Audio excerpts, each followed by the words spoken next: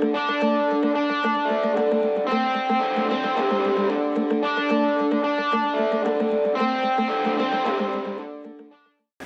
we're going to go over how to deadlift or how to hinge. So we're going to take you through the entire continuum in your program. Generally we're going to have you start with just learning how to hinge with a dowel, which we'll show you first, then we'll progress up to the kettlebell and then eventually to the barbell if that's somewhere where we're going to go with you. So the first one with the dowel, basically you can use a driver, a golf club, a broomstick, doesn't have to be anything fancy. We have a PVC pipe here. You can see Frank has it on touching his head, the back of his shoulder blades, and his butt. He's going to maintain those three contact points the entire time as he hinges. So hinging is basically like bowing, or basically you're just going to stick his butt out as far as he can. His weight's going to shift towards his heels. His foot still stays connected. Remember in the earlier video we talked about the 3 points of contact under the ball of the big toe, the little toe, and the heel. And as he hinges again, he's only going to go so far. His hips are always going to stay below his shoulders. So we're not getting hinged into this position, and he always maintains contact at those 3 points. Okay, go ahead, stand on up. And when he comes up, you think of driving with your hips. The top, you should be tight in the abs and in the glutes. So once you've mastered that, then our next place we're going to go is going to go into the kettlebells. So starting with the kettlebell, kind of right between his ankles, a little bit more towards the back of his foot. That's going to help to promote and remind you to get your weight back. He's going to hinge just like he did. If you can see, very similar position, hips just below the shoulders. As he drives up, he's going to drive his hips forward, straightening his knees. Then as he goes down, good. And if you can notice here, see how vertical his shin is.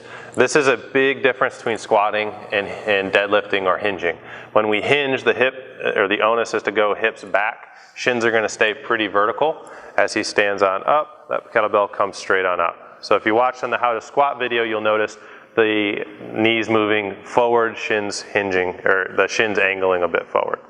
If you notice as he goes down, his head is not up. He's neutral from his cervical spine or his neck all the way down through his lumbar. So after you've gotten the hang of the kettlebell, then we'll move into the barbell. So Frank will pull the barbell up to his shins here. And the motion up from the hips up really is exactly the same. The difference is just the implement that we're using. So same position, hips are below the shoulders. As he drives up, that bar goes straight up. As he comes down, sticking his butt backwards, that bar goes straight down. The analogy we use sometimes, if you think of a spray paint bottle shooting out of the edge of this barbell, if it was shooting on a wall, it should shoot pretty much a straight line up and down. It shouldn't loop out over your knees. So why don't you show, can you show us, Frank, what looping would look like? So if you come on up, and then as he goes down, if that bar comes out away from his body, you see how that bar kind of moves out and around because he bent his knees first as opposed to hinging. So just remember, it's the same thing as the other areas. That bar comes straight up. Same thing as kettlebell and with the dowel.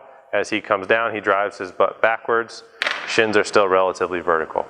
So hopefully this helps you guys to understand the proper hinging mechanics. You can always go back to using the dowel, a driver, a broomstick. I would actually recommend that between sets just to keep working on that pattern. You should never feel this in your low back, feeling really, really tight or fatigued, particularly sore the next day. If you are feeling it in your low back, you're doing it incorrectly, your form is wrong. We need to talk about bracing and some other strategies potentially. But this is definitely an exercise. I strongly, strongly encourage you to send us videos so we can give you feedback on your technique. This is one of the single most important moves for you to really get down correctly, not only as a golfer, but just as an athlete. So if you have any other questions, let us know as always. Send us an email, give us a call. More than happy to help you out. And hopefully this helped you guys to understand the proper way to deadlift and hinge.